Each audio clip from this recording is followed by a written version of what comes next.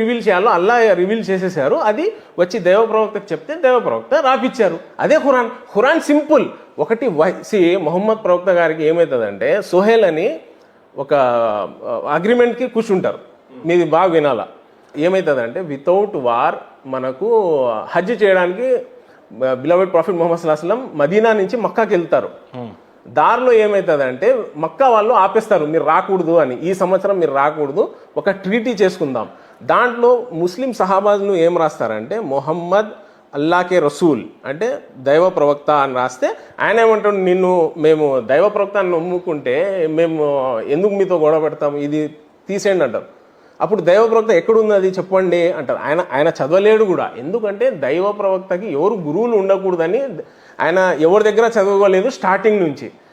వహీ వచ్చి జిబ్రీల్ అలైహిస్సలాం ఆయన వచ్చి డైరెక్ట్ ఆయన మనసులో వహీ ఆయనకు చెప్పినప్పుడు ఆయన ఇమ్మీడియట్గా ఆయన అనుచరుల నుంచి రాసిచ్చేవాడు. ఇమ్మీడియట్గా రాసి ఆయన అథెంటికేట్ చేసేవాడు, మీరు రాసింది కరెక్టా కాదా. అవును. ఇప్పుడు మీరు ఇస్తాన్బుల్ వెళ్తే టర్కీలో, ఎందుకంటే ఓటమన్ ఎంపైర్ ఎవరో ఉస్మాన్ ఖలీఫా ఆయన చేశాడు కదా, 3 continents he has ruled for 600 years. ఆయన ఏం చేశాడంటే మక్కాలో ఉన్న ఖురాన్ వెళ్ళి ప్రిజర్వ్ చేశారు, దాన్ని కెమికల్స్ వేసి అంతా రిజర్వ్ చేశారు. ఇప్పటికి కూడా ఆయనను చంపడానికి వచ్చినప్పుడు వాళ్ళ వైఫ్ నైలా చేయి అడ్డం పెడుతుంది.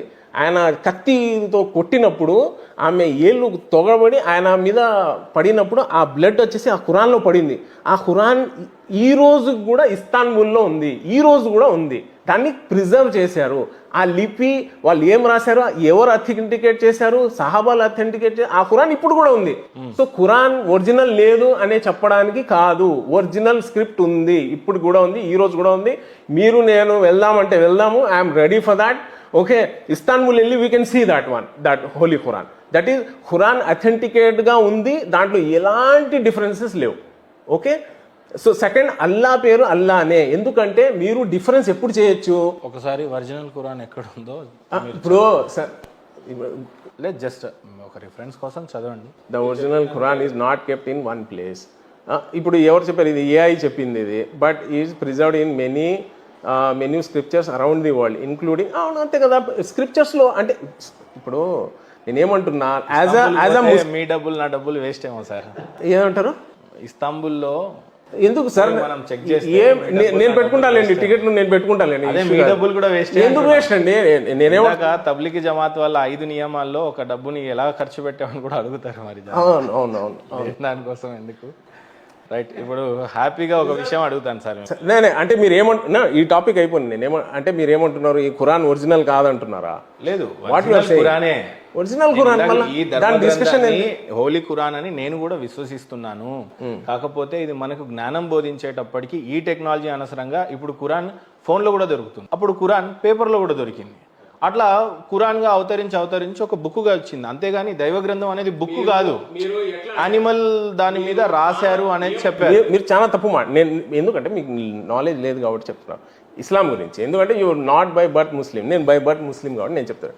ఒక వార్లో ఏమవుతుందంటే 70 హుఫాజ్ చనిపోతారు, ఇమ్మీడియట్గా చనిపోతారు. అంటే వార్లో హుఫాజ్ అంటే ఖురాన్ మొత్తం జ్ఞానం చేసుకున్నట్టు. ఇప్పుడు ఖురాన్ కంఠస్థం చేసిన వాళ్ళు అంతా మెమరైజ్ చేసిన హాఫీజే ఖురాన్ అంటారు కదా, ఈ రోజుల్లో కూడా ఉన్నారు. అందుకే మేము ఏమంటామంటే ఖురాన్ అనేది ఎవ్వరూ ఇది భూమి ప్రపంచం నుంచి చేయలేరు.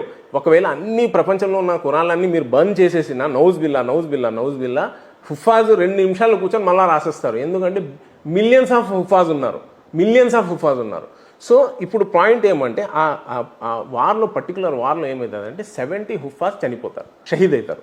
అయినప్పుడు సహాబా ఏమంటారు, ఇట్లా అయితే కష్టం కదా, ఆయన వాళ్ళకు గుర్తుండేది ఇది, మేము ఇమ్మీడియట్గా దీన్ని ఒక పుస్తకంలో చేయాలా అని సహాబాలు, అది ఎవరు, సయ్యిదినా హజరత్ అబూబకర్ సిద్దీక్ రజియల్లాహు తఆలాను ప్రవక్త గారు అన్నారు, నా తర్వాత ప్రవక్తలు ఉంటే అబూబకర్ ప్రవక్త ఉండేవాడు, కానీ నా తర్వాత ప్రవక్తలు లేరు కాబట్టి I'm the seal of profits. ఆయన చేతుల మీదుగా ఖురాన్ గ్రంథాన్ని ఒక బుక్ లాగా చేశారు. అది మనము ఇప్పుడు వరకు ఫాలో అవుతున్నాం. అది అథెంటికేట్, ది మోస్ట్ అథెంటికేట్.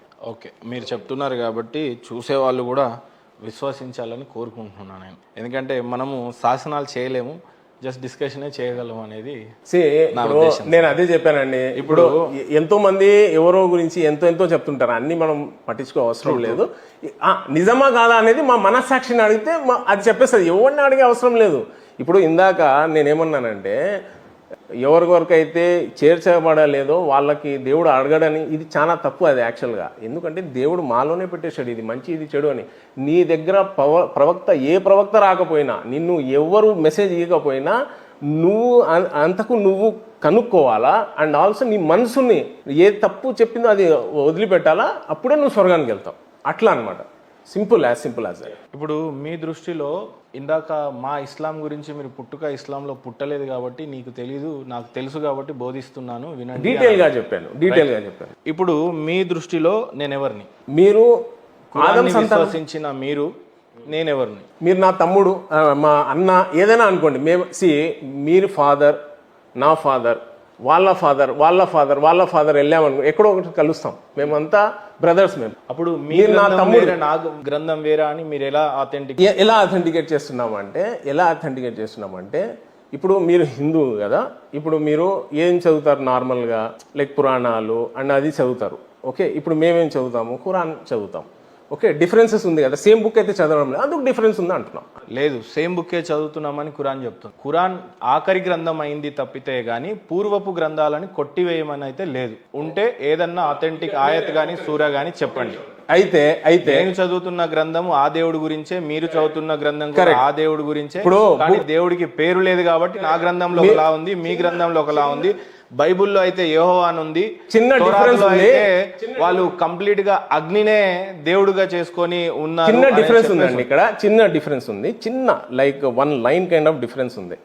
మేము అన్ని పుస్తకాలను నమ్ముతాం కానీ ఇప్పుడు యాజ్ ఇట్ ఈజ్ ఉన్నాయని నమ్మం. ఎందుకంటే ఇప్పుడు బైబుల్ తీసుకోండి, for example book of Genesis రాసుకోండి కావాలంటే. Book of Genesis chapter 1 verse 11 to 13 and 14 to 19 ఏముందంటే, దేవుడు క్రియేట్ చేసేటప్పుడు వెజిటేబుల్స్ థర్డ్ డే రోజు క్రియేట్ చేశాడంట. వెజిటేబుల్స్, ఓకే, ప్లాంట్ కింగ్డమ్ అంటారు దాన్ని, vegetable kingdom. And 4th day sun create చేశాడంట. భయ్ ఇప్పుడు వితౌట్ సన్ ప్లాంట్స్ ఎట్లా బతుకుతాయి? 4th డే నువ్వు సన్ క్రియేట్ చేసి 3rd డేనే నువ్వు ప్లాంట్స్ ఎట్లా క్రియేట్ చేసావు? అది రాంగ్ కదా. అది నేను దైవం రాసింది అని నేను చెప్పను కదా, బట్ అది బైబుల్లో ఉంది కదా. సో నేను ఇప్పుడున్న బైబుల్ని ఆ ఇంజిల్ అని నమ్మను, బట్ ఇంజిల్ నమ్ముతా. ఇంజిల్ ఇచ్చారని నేను నమ్ముతా. ఫర్ ఎగ్జాంపుల్ ఇంకోటి తీసుకుందాం. ఇప్పుడు for example book of Genesis chapter 1 వచ్చిన పాస్టర్లు, మధ్యలో వచ్చిన ఆలింలు వాళ్ళకి ఇష్టం ఉన్నట్టు రాసుకొని ఉంటే మీరేం చేస్తారు దానికి? అందుకే ఈ రోజు నేను నమ్మను కదా. నమ్మకండి, నేను నమ్మను కదా. ఆథెంటిక్ మీరు ఎందుకు నమ్మరు అంటున్నారు కదా. అంటే పూర్వం వచ్చినటువంటి ఏ గ్రంథాన్నైనా సరే, ఏ ప్రవక్తనైనా సరే కరెక్టే మీరు నమ్మిమని ఉంది. అక్కడ మోజేస్ అయినా, ఇబ్రాహిం అయినా, ఈసాక్ అయినా, ఎవరినైనా నమ్మాలి అంతే. సేమ్ యాజ్ ఇట్ ఈస్ ఈ రోజు లేవు. నేను బైబుల్ తీసుకొని ఇప్పుడు ఇట్లా చేసుకోవడానికి కాదు, ఎందుకంటే అది సేమ్ కాదు కాబట్టి. ఎందుకంటే ఇందాక మీరు అన్నదే ఖురాన్ ఒరిజినల్ గా అవతరింపబడ్డ వాటి వాళ్ళ సమయాన్ని బట్టి అనేక పదాలు మారిపోయినాయి. ఇందులో పదాలు మారడం వేరండి, అన్ని చోట్ల. ఇప్పుడు పదాలు మారడం. సాంస్క్రిట్ లో పుట్టిన గీత తెలుగు అవతరించింది ఒకప్పుడైతే, సాంస్క్రిట్ పుట్టింది ఎప్పటికో. ఇప్పుడు దాంట్లో అన్ని శాతవాహనులు రాకపోతే తెలుగు అనేది వెలుగులోకి లిపి అనేది మేము చూసాము. లిపి అనేది చూసాము 2000 years ముందు లిపి లేదని విన్నాము. ఇంకా దాంట్లో వెళ్ళొద్దండి. నేనేమంటున్నా అంటే ఇప్పుడు book of Genesis chapter 1 verse number 16 to 19 మీరు నన్ను వెళ్ళొద్దని చెప్తున్నారు. టూ లైట్స్ దేవుడు క్రియేట్ చేశాడు, ఒకటి సన్ ఒకటి మూన్ అని బైబుల్లో ఉంది. దేంట్లో book of Genesis chapter 1 verse 16 to 19 God created 2 lights అని ఉంది. ఇప్పుడు ఓకే, వినండి. ఏ బుక్ ని నమ్మాలి, ఏ బుక్ ను నమ్మకూడదు అని కొన్ని సూరాలు ఆయత్తులతో నేను స్పీడ్ గా చదివిస్తాను, మీరు టకటక చెప్పండి. Let me complete this. ఈ విషయాలు తెలిస్తే అందరు హ్యాపీగా ఉంటారు. దయచేసి సార్ మీరు తీసుకోండి పుస్తకం, మీకు తెలుగు చదవడం వచ్చు కాబట్టి. క్లియర్ అయింది కదా. అల్లా పేరు అల్లానే. అండ్ నాకు కాదు సార్, చూసే వాళ్ళకి ప్రేక్షకులు అదే అంటున్నా.